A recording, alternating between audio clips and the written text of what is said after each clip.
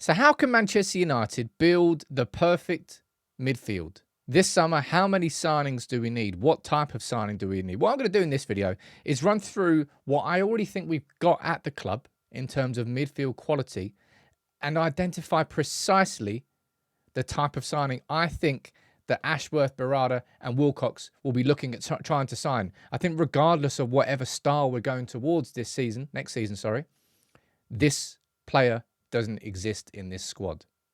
I'm going to run through everything. You can let me know what you think in the comments below. If you could choose 3 midfielders to be Manchester United's midfield next season, who would be yours? Leave it in the comments. If you can, as I said the last time, and people seem to do it, please do drop a like on the video. It makes a big old difference. But when it comes to Manchester United's midfield, there's problems.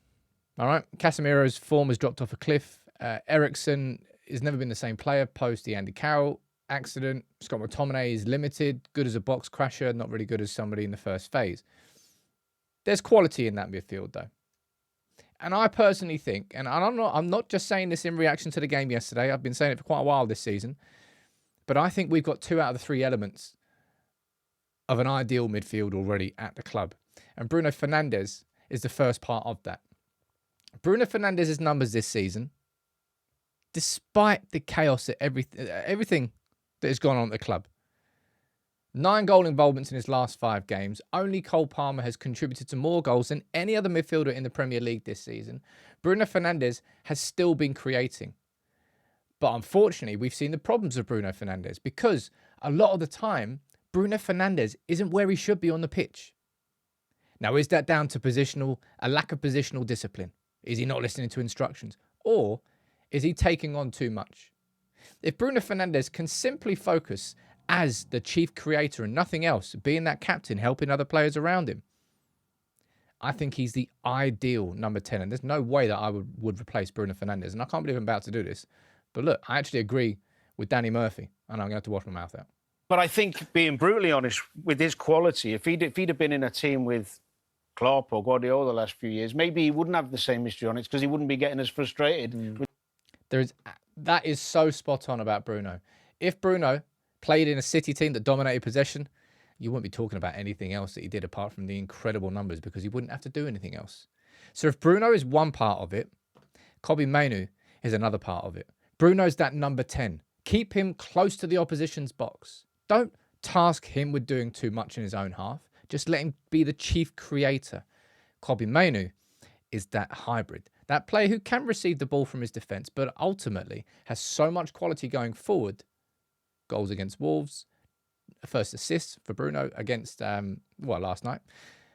Mainoo is the hybrid. Mainoo is so good, and he's going to hopefully have that breakthrough at the Euro 2024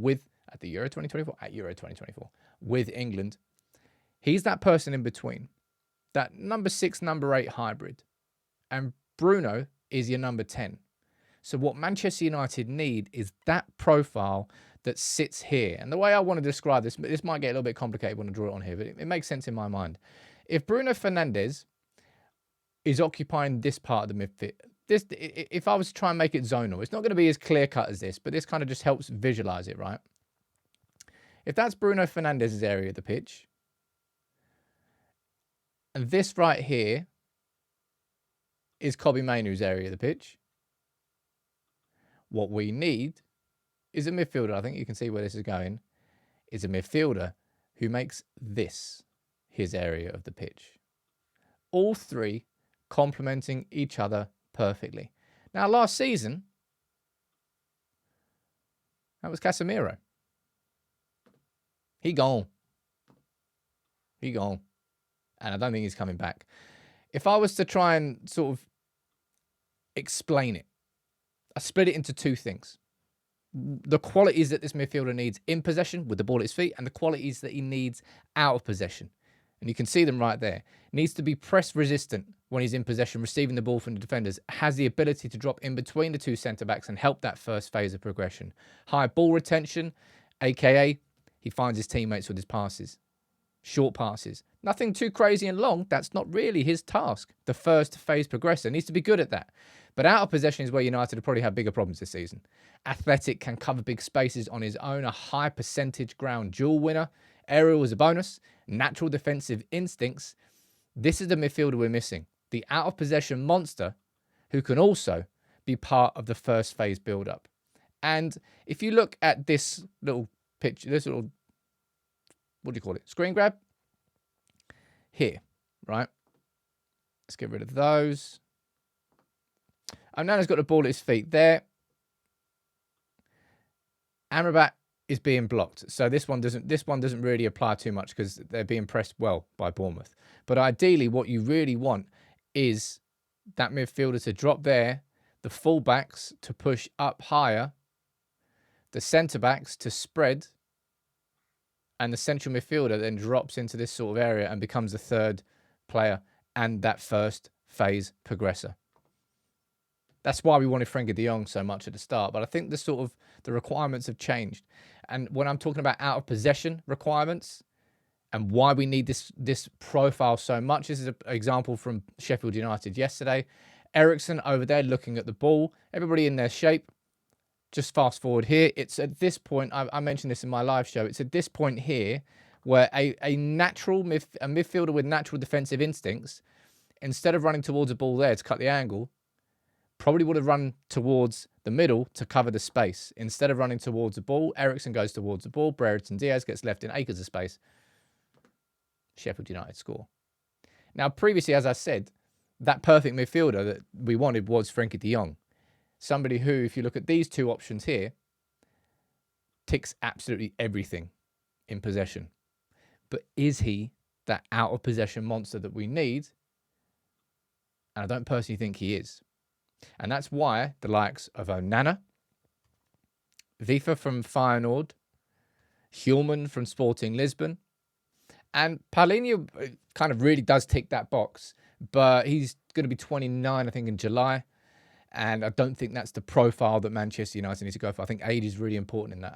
I think Onana is 22-ish. I think he might be even younger. And I think Hjulmand's like 24. Those are the midfield types of signings that we need to go for to perfectly complement Bruno and Mainu. And as I showed in here, those three areas of the pitch. If this is Bruno's zone and Mainu is the one that's kind of going to, he'll bridge between. He'll be the one that drifts in between these two, right? But just typically, just to make it visually clear, this is the area of the pitch that we need someone to just dominate. That's the midfield profile we're missing. And I think we've already got 2 out of 3 parts of this perfect midfield. I think Bruno, as the chief creator, I want to build a midfield that just allows him to stay in that area of the pitch. Don't go anywhere else, Bruno. Just focusing on that position and creating. Mainu, you can be the player that bridges that gap, that sometimes brings the ball out from defence. But ultimately, he'll be in both halves, probably have more ground to cover than any of the midfielders, but I think he's capable of that. We need that out-of-possession monster that when we get hit on the transition can protect our defence, and that when we're in possession, building up from the back, he's confident, he's press-resistant. He can build our attacks. And whether you think that's Onana, Vifa, Mats, or you think it's Hjulmand or someone else, you let me know in the comments. I'm going to be doing a comparison and an analysis, but in terms of building the midfield, that is the exact profile we need. Regardless of what our style is next year, we need that type of midfielder in this squad.